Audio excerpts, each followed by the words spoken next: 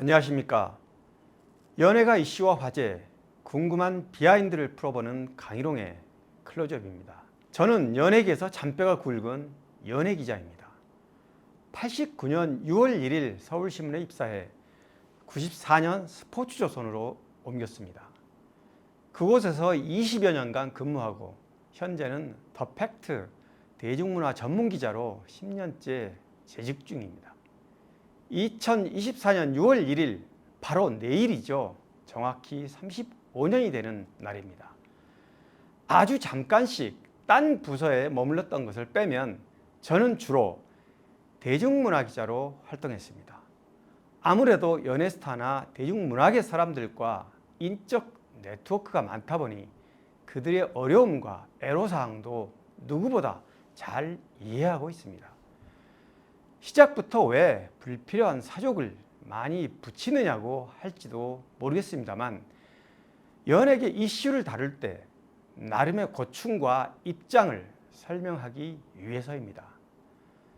사람들마다 특정 사안을 바라보는 생각과 기본 인식은 매우 주관적입니다.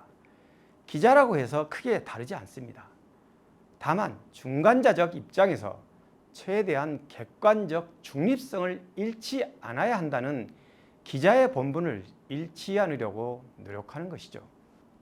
양해의 말씀을 미리 드리는 것은 언론사 지면으로서가 아니라 개인 유튜브 강희롱의 클로즈업에서는 다소 시각이 다를 수 있다는 것입니다.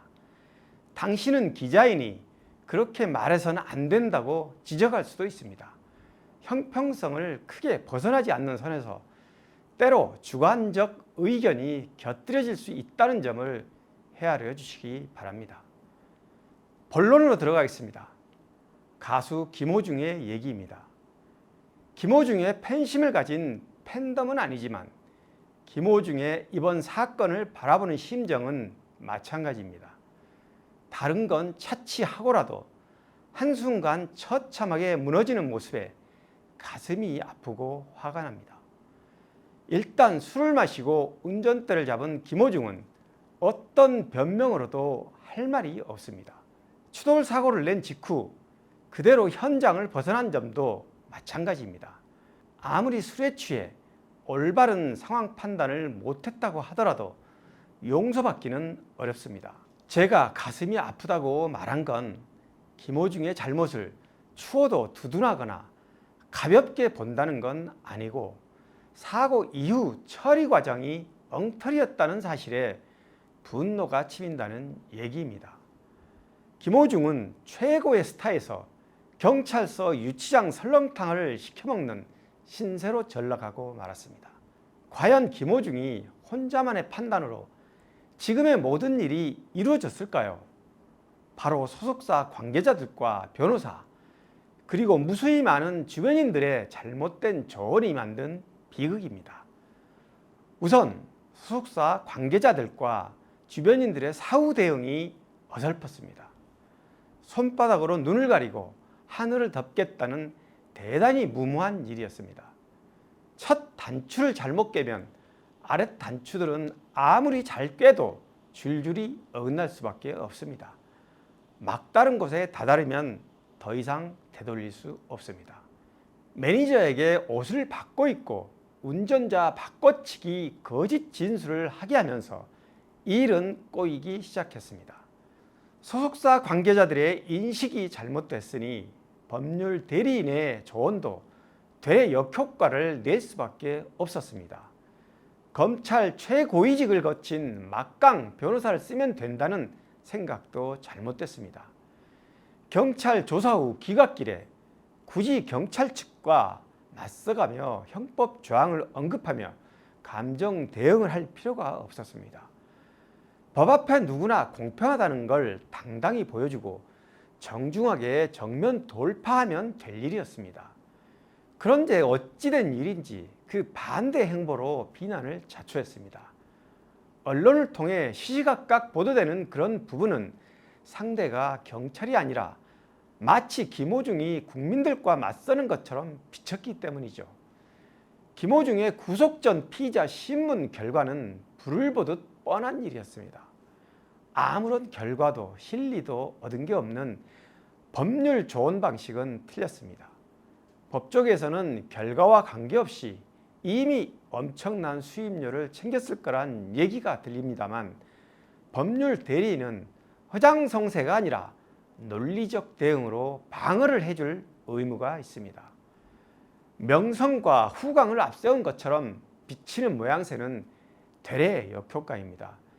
제가 방송에서 패널로 함께 출연하며 만나본 변호사들은 묵묵히 일 잘하는 변호사가 조용히 처리했더라면 더 좋은 결과를 냈을 거란 얘기도 귀담아 들을 필요가 있습니다. 경찰과 검찰 입장에서야 김호중의 구속 사유가 차고 넘친다고 하는 게 당연합니다. 더구나 김호중은 온 국민이 알고 있는 유명인이고 사고 이후 거짓과 은폐 의도가 드러나면서 워낙 여론이 악화돼 구속은 피할 수 없는 일이었는지도 모릅니다. 유명할수록 처신에 더 신중하고 행동 하나하나 조심 또 조심해야 하는 건 당연한 일이죠. 그렇다고 김호중이 일말의 여지도 없이 비난의 대상이기만 할까요? 그 잣대는 누구에게나 일정해야 불만이 생기지 않습니다.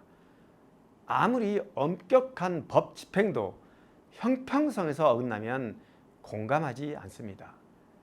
불리한 여론 속에서도 팬들이 왜 계속 반발하는지는 이미 알고 있으리라 믿습니다. 아쉬운 점은 또 있습니다. 바로 엊그제였죠. 김호중 사건의 첫 출발점이 된 스크린 골프장에 동석한 연예인들이 누구인지 제가 단독 보도한 바 있는데요. 알려진 대로 동석한 연예인은 방송인 정찬우와 리쌍 출신 래퍼 길이였습니다. 기사가 출고된 직후 정찬우로부터 즉각 전화가 걸려왔습니다.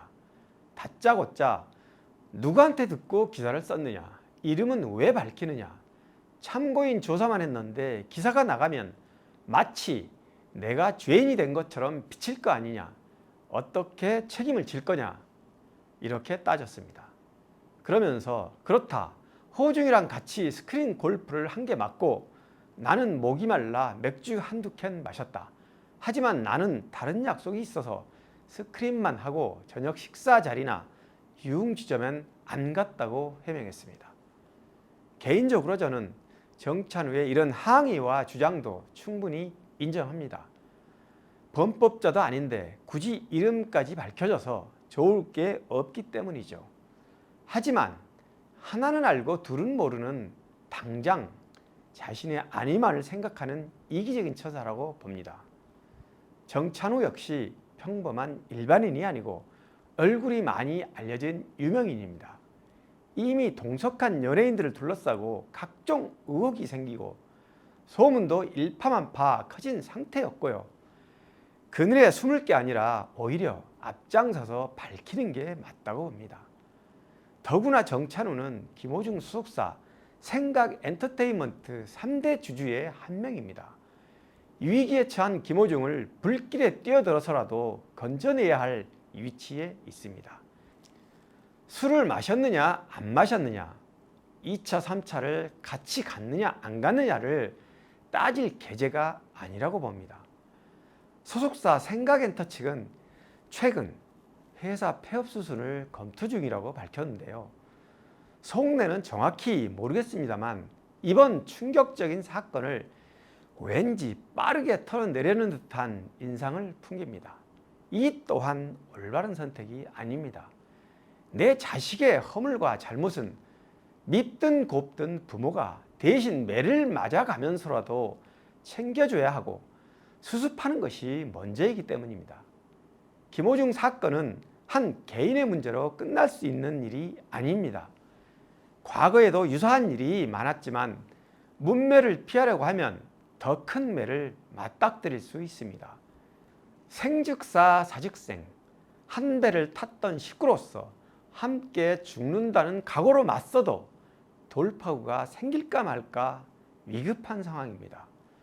소속사 해체나 폐업은 그때 가서 고민해도 늦지 않습니다. 아무튼 이번 사건은 분명한 가르침을 남겼습니다. 누구나 잘못을 저지르면 모든 걸 내려놓는다는 각오로 솔직해져야 한다는 것이죠. 거짓으로 변명하려다 더 큰 수렁으로 빠져든다는 걸 다시 한번 상기시켜준 사건이 됐습니다. 오늘 강희롱의 클로즈업 여기까지입니다. 고맙습니다.